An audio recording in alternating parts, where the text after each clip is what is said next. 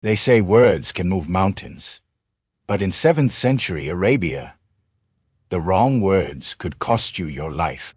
In a land where poetry was power, where a verse could stir a tribe to war or shame a leader into retreat, the poets were the journalists, the songwriters, the voices of the people. And for some, that voice would be silenced, not by argument, but by the blade. Before armies marched, before swords were drawn, poets fought their battles in verse. They could praise, they could condemn, and they could immortalize victories or humiliate enemies. In Mecca and Medina, their words traveled faster than caravans. But in the rise of Muhammad's movement, this cultural weapon became a dangerous liability for anyone whose rhymes stood in the way.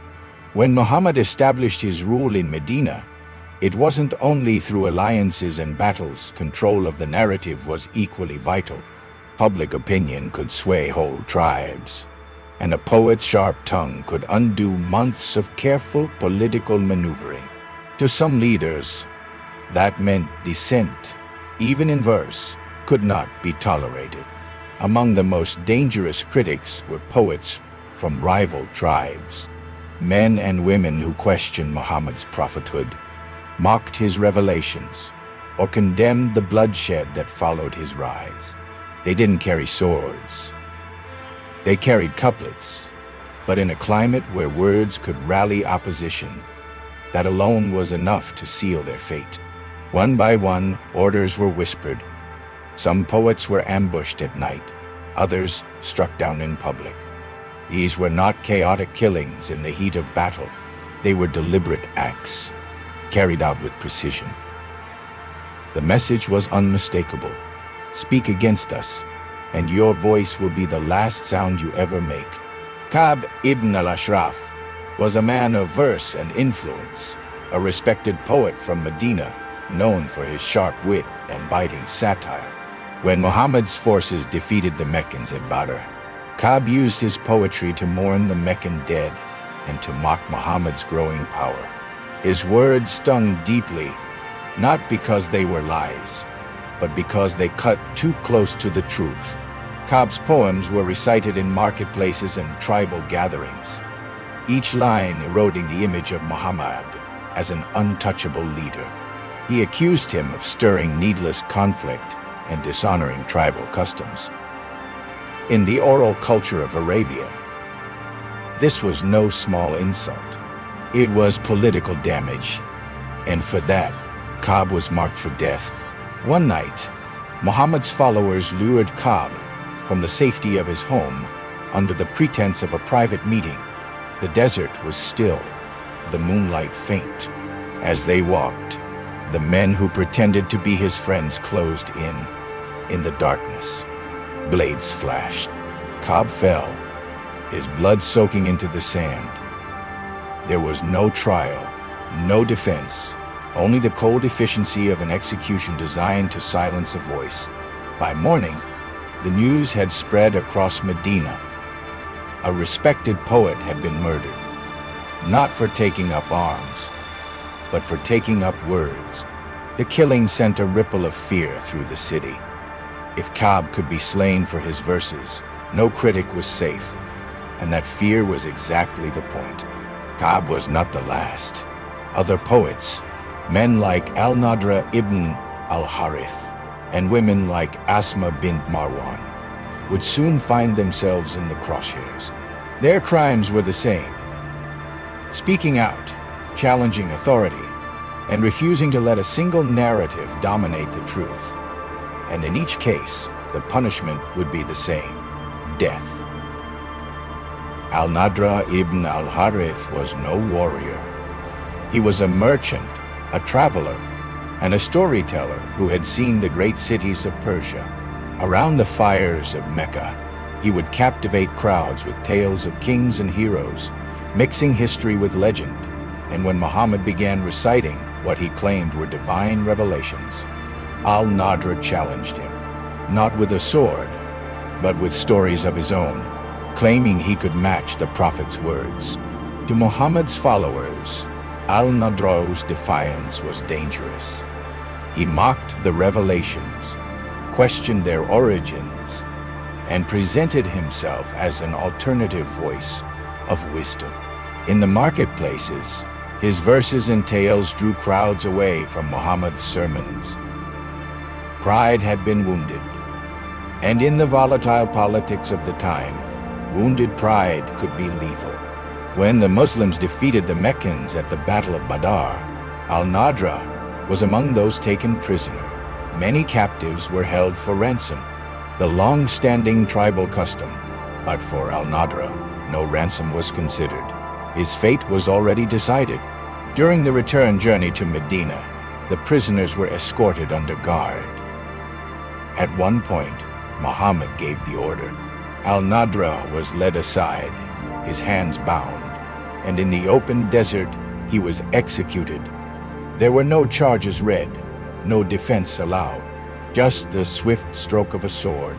His body was left where it fell, the sands covering the evidence of a crime committed in plain sight. The killing of al-Nadra sent another clear signal. Those who used their words to oppose Muhammad would meet the same fate as those who used weapons against him. In the battle for control of Arabia, the pen and the tongue were seen as threats equal to the blade, and were treated with the same deadly response. Asma bint Marwan was not a warrior, not a tribal leader, but a mother and a poet. In the tense weeks after the Battle of Uhud, she used her verses to condemn the violence and question Muhammad's authority. Her words were sharp, yes, but they were words, a protest against what she saw as needless bloodshed. In a society where women's voices were rarely heard in politics, hers rang out clear and unflinching. Her poetry began to circulate through Medina, recited in hushed tones in the market, whispered in family gatherings. Some called her brave, others called her reckless, but among Muhammad's supporters, her verses were seen as dangerous propaganda, capable of swaying hearts against him, and that was enough to make her a target. One night, while the city slept, a loyal follower named Umair ibn Adi was given a mission. Silence her, no summons for questioning, no debate, no public trial. The decision had already been made in secret. Her voice would not see the light of another day. Umair slipped into her house under the cover of darkness. Asma lay in her bed, her young children asleep beside her. The act was quick, almost methodical. A blade drawn, a life taken. Her children awoke to the sight of their mother's lifeless body. The warm scent of blood thick in the air. In that moment, innocence was stolen twice, from her and from them. By dawn, the deed was done, and according to early accounts, the killer was praised for his loyalty. Across Medina, a new silence fell. People learned that even a woman in her own home could be killed for her words. The murder of Asma bint Marwan was not an act of war. It was an execution, calculated to send a message that fear would do what persuasion could not. Ka'b ibn al-Ashraf, lured into the night and butchered. Al-Nadra ibn al-Harith, executed in the desert after being taken captive. Asma bint Marwan, murdered in her own home as her children slept.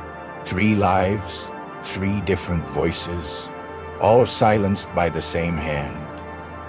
These were not accidents of war.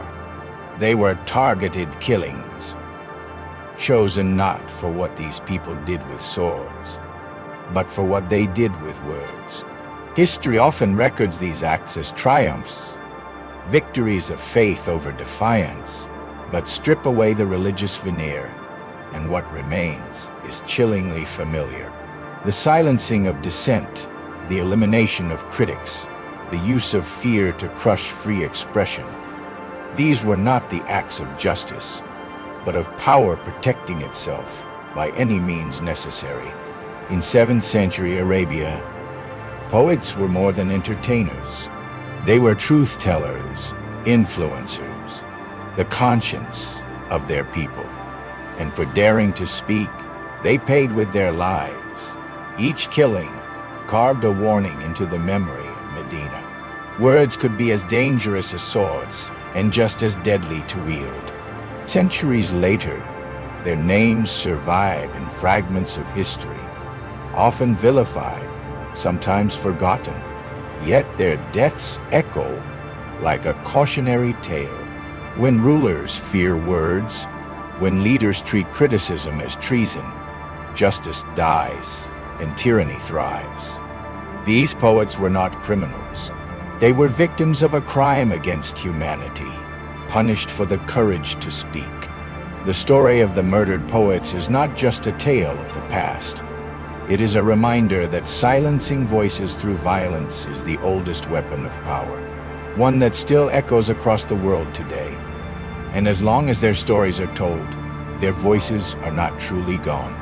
They remain a haunting testimony that words should never be met with the sword.